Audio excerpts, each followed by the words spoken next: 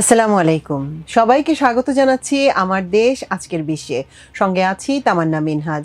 শুরুতেই জানিয়ে দিচ্ছি আজকের প্রধান খবরগুলোর শিরোনাম।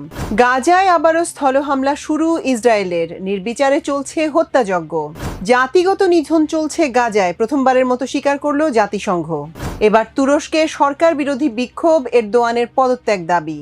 যুক্তরাষ্ট্রে যাচ্ছেন পাক প্রধানমন্ত্রী, সেনাপ্রধান, ট্রাম্পের সাথে হতে পারে বৈঠক।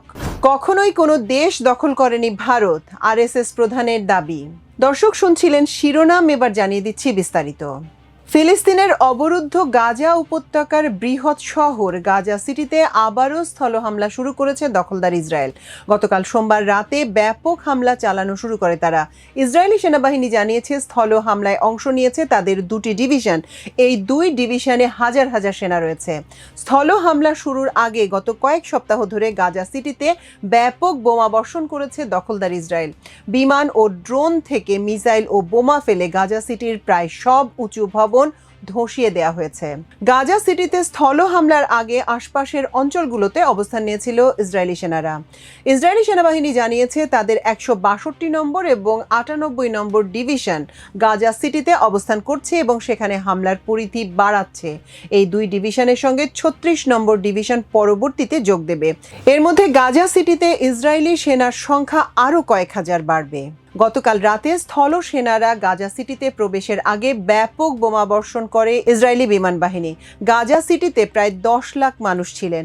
ইসরায়েল এই হামলা শুরু করার আগে শহরটির সব বাসিন্দাকে সরে যাওয়ার নির্দেশ দিয়েছিল, কিন্তু এখনও সেখানে আরও 6 লাখ মানুষ রয়ে গেছে। ইসরায়েলি সেনাবাহিনীর ধারণা গাজা সিটিতে হামাসের 3 থেকে 4 হাজার যোদ্ধা রয়েছে। যুদ্ধাপরাধে অভিযুক্ত ইসরায়েলি প্রধানমন্ত্রী বেনিয়ামিন নেতানিয়াহু দাবি করেছেন গাজা সিটির নিয়ন্ত্রণ তারা নিতে পারলে জিম্মিদের উদ্ধার করা যাবে। তবে জিম্মিদের পরিবারের সদস্যরা এই হামলা নিয়ে শঙ্কা প্রকাশ করেছেন। তারা বলছেন এতে তাদের প্রিয়জনরা মারা যেতে পারেন।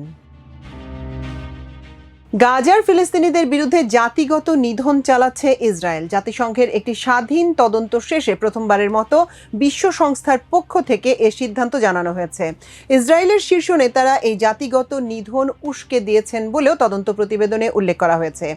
72 পাতার এই তদন্ত প্রতিবেদন মঙ্গলবার প্রকাশ করা হয়েছে।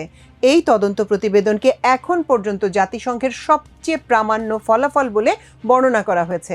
কমিশনের পক্ষ থেকে বলা হয় 2023 সালের 7 অক্টোবর থেকে ইসরায়েল গাজা উপত্যকায় 4টি জাতিগত নিধন কর্মকাণ্ড পরিচালনা করেছে বলে তাদের তদন্তে উঠে এসেছে। 2023 সালের 7 অক্টোবর গাজার ফিলিস্তিনিদের সশস্ত্র সংগঠন হামাস ইসরায়েলে হামলা চালিয়ে প্রায় 1200 ব্যক্তিকে হত্যা করে। আরও 250 জনের বেশি মানুষকে বন্দী করে ইসরায়েল থেকে গাজায় নিয়ে যাওয়া হয়। প্রতিশোধ নিতে ওই দিন থেকেই গাজায় নির্বিচার ও নৃশংস হামলা শুরু করে ইসরায়েল, যা এখনো চলছে। বিশ্বজুড়ে সরকারের পতন ঘটাচ্ছে জেনজিরা, তাদের টেনে নামাচ্ছে গদি থেকে। সেই ধারাবাহিকতায় সম্প্রতি নেপালেও পতন ঘটে সরকারের। এবার ফুঁসে উঠেছে তুর্কিরা। যোদ্ধা এই জাতি দেশটির প্রেসিডেন্ট রিসেপ তাইপ এরদোয়ানকে গদি থেকে নামাতে চায়। এজন্য নেমে এসেছে রাজধানী আঙ্কারার রাস্তায়। এরদোয়ান বিরোধী এই বিক্ষোভে যোগ দেন লক্ষাধিক মানুষ। এই বিক্ষোভ আয়োজন করে তুরস্কের প্রধান বিরোধী দল রিপাবলিকান পিপলস পার্টি সিএইচপি।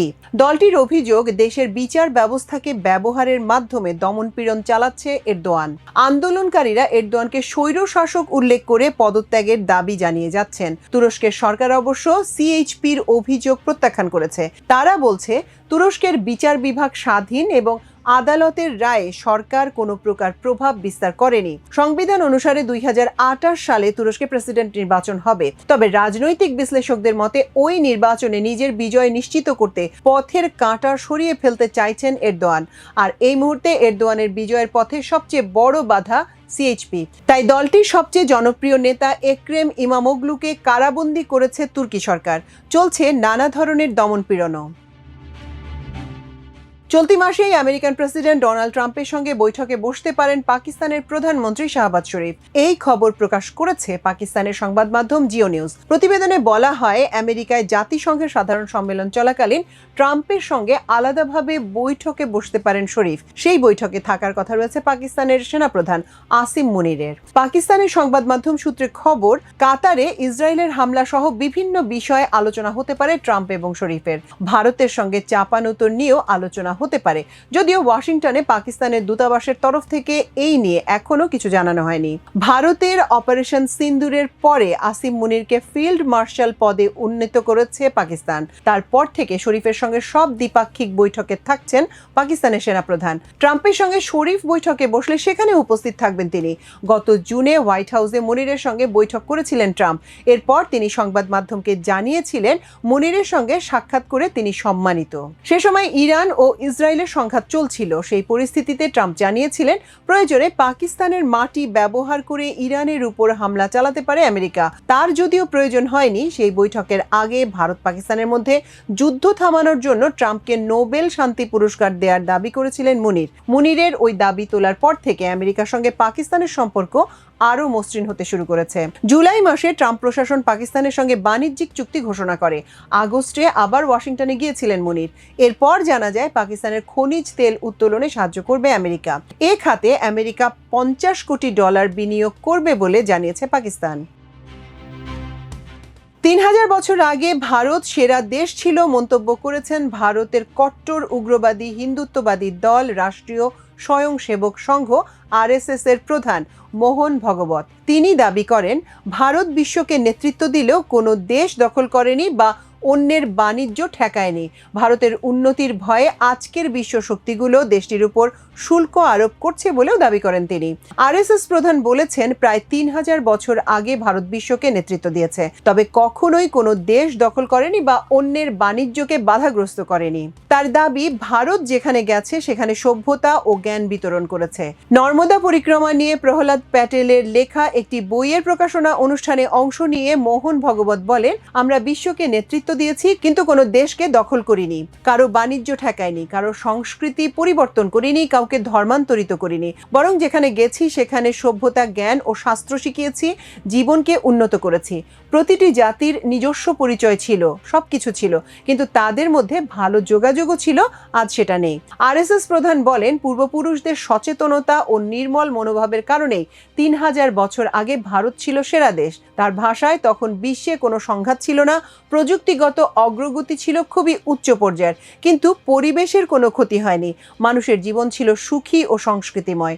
ভগবত উল্লেখ করেন, ভারত বিশ্বকে নেতৃত্ব দিয়েছে, কিন্তু কোনো দেশ দখল করেনি বা অন্যের বাণিজ্যকে বাধাগ্রস্ত করেনি।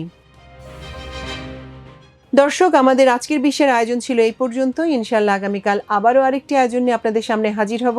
এতক্ষণ সঙ্গে থাকার জন্য অশেষ কৃতজ্ঞতা। আল্লাহ হাফেজ।